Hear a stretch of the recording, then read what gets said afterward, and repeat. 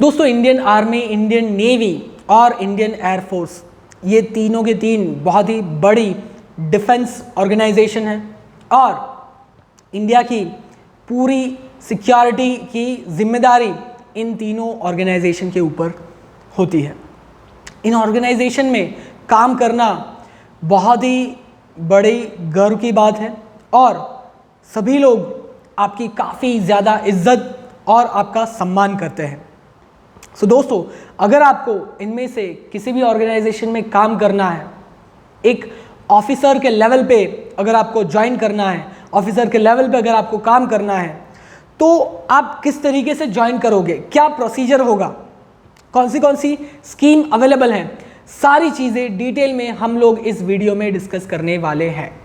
सो दोस्तों, यहाँ पे दो अलग अलग तरीके के कमीशन रहते हैं, मतलब परमानेंट कमीशन और short service commission. Permanent commission में क्या होता है कि आप रिटायरमेंट एज तक यहाँ पे काम कर सकते हो, अप्रोक्सीमेटली 60 ईयर्स होती है रिटायरमेंट एज, उस एज तक आप इस ऑर्गेनाइजेशन में काम कर सकते हो। और शॉर्ट सर्विस कमीशन में क्या होता है कि 10 साल से लेकर 14 साल तक आप इस ऑर्गेनाइजेशन में काम कर सकते हो। उसके बाद में अगर वैकेंसी है तो आपको परमानेंट के लिए सिलेक्ट कर दिया जाएगा, अगर नहीं है तो आपको आपकी सर्विस जो है वहाँ पे ख़त्म हो जाएगी। सो इस तरीके के दो ऑप्शन है, परमानेंट या फिर शॉर्ट सर्विस कमीशन। अभी यहाँ पे ज्वाइन करना है तो किस तरीके से करेंगे, अलग अलग ऑप्शन है। सबसे पहला ऑप्शन है एनडीए, नेशनल डिफेंस एकेडमी। ये अगर आपको ज्वाइन करनी है तो आपको यूपीएससी का एनडीए का एग्ज़ाम आपको देना होगा।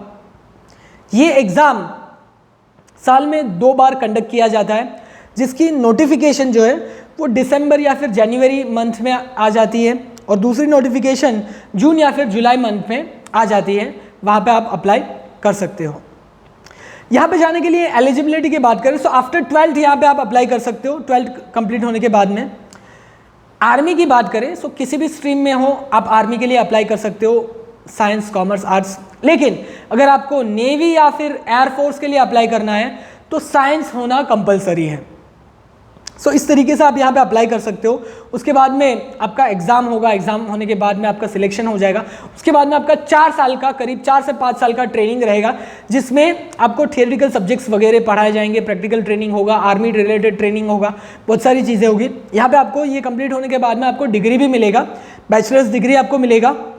उसके बाद में आपको आर्मी, नेवी या फिर एयरफोर्स में आपके सिलेक्शन के अकॉर्डिंग आपका जो मेरिट होगा उसके अकॉर्डिंग आपकी पोस्टिंग यहाँ पे कर दी जाएगी। सो ये फर्स्ट ऑप्शन है कि आफ्टर 12th आप कैसे यहाँ पे जा सकते हो, फर्स्ट ऑप्शन।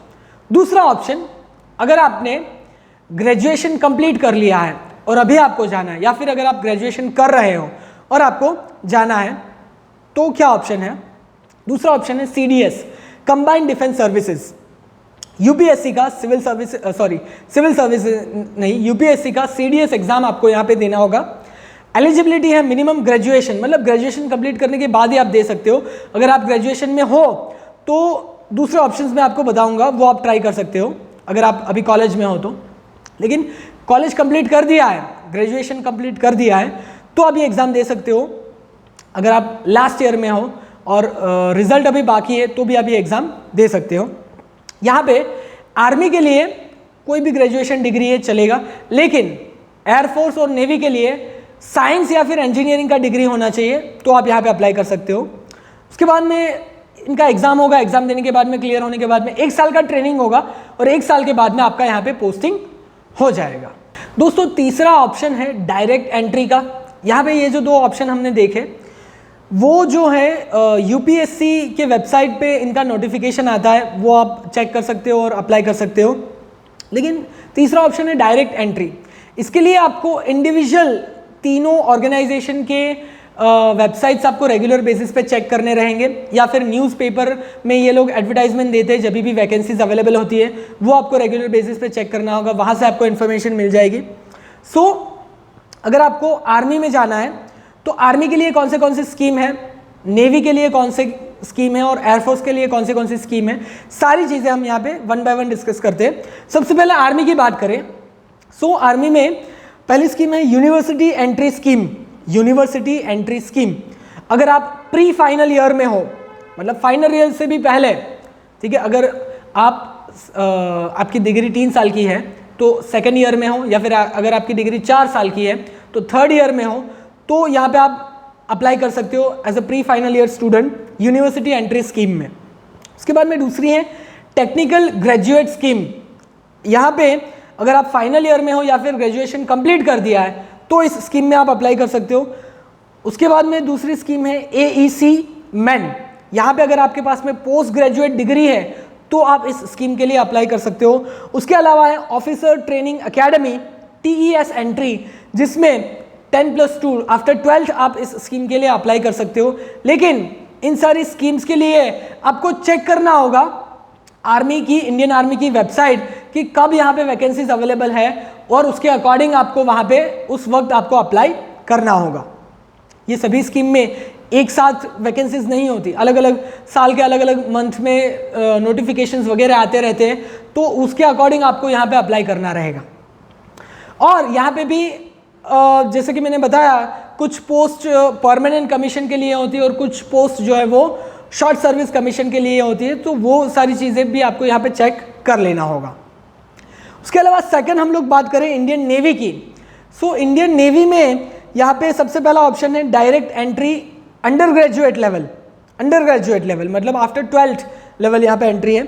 दूसरी है डायरेक्ट एंट्री ग्रेजुएट लेवल, और तीसरी है Indian navy entrance test. Indian navy entrance test देने के बाद में आप यहाँ पे अप्लाई कर सकते हो, वो भी ग्रेजुएट लेवल के लिए एंट्री यहाँ पे है। इंडियन एयरफोर्स की बात करें तो यहाँ पे 2 स्कीम अवेलेबल हैं। एक है FCAT, that is air force common admission test. ये जो टेस्ट है वो 2 बार होती है, जून में और दिसंबर में। ये टेस्ट देने के बाद में आपको एडमिशन मिल सकता है। और दूसरी होती है NCC एंट्री। इस लेवल पे NCC के बेसिस पे आपको यहाँ पे एंट्री मिल सकती है। सो दोस्तों देखिए कि आपकी क्या क्वालिफिकेशन है। अगर अभी आप 10th या फिर 12th में हैं तो आपके पास में अलग अलग ऑप्शन है। ग्रेजुएशन आप कर रहे हो तो आपके पास में अलग अलग ऑप्शन है। उस तरीके से आप इन ऑर्गेनाइजेशन में अप्लाई कर सकते हो।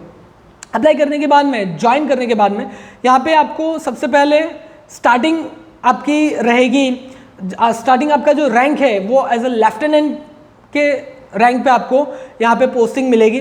धीरे धीरे आपके एक्सपीरियंस के बेसिस पे, आपके परफॉर्मेंस के बेसिस पे आपका प्रमोशन होगा, आपके रैंक जो है वो बढ़ेंगे, और यहाँ पे आप टॉप मोस्ट पोजीशन वो होती है इंडिविजुअल ऑर्गेनाइजेशन की टॉप मोस्ट पोजीशन है chief of Indian army, chief of Indian navy, chief of Indian air force. इस लेवल पे आप काम कर सकते हो। और इन तीनों की कलेक्टिवली एक पोजीशन होती है chief of defence services, CDS की पोजीशन। ये पोजीशन जो है वो सबसे टॉप मोस्ट पोजीशन है। ये लेवल पे आप तीनों ऑर्गेनाइजेशन को कंट्रोल कर सकते हो। सो धीरे धीरे आप इन लेवल पे जा करके आप इंडिया को सर्व कर सकते हो। इंडिया के लिए आप अपना कंट्रीब्यूशन यहाँ पे दे सकते हो।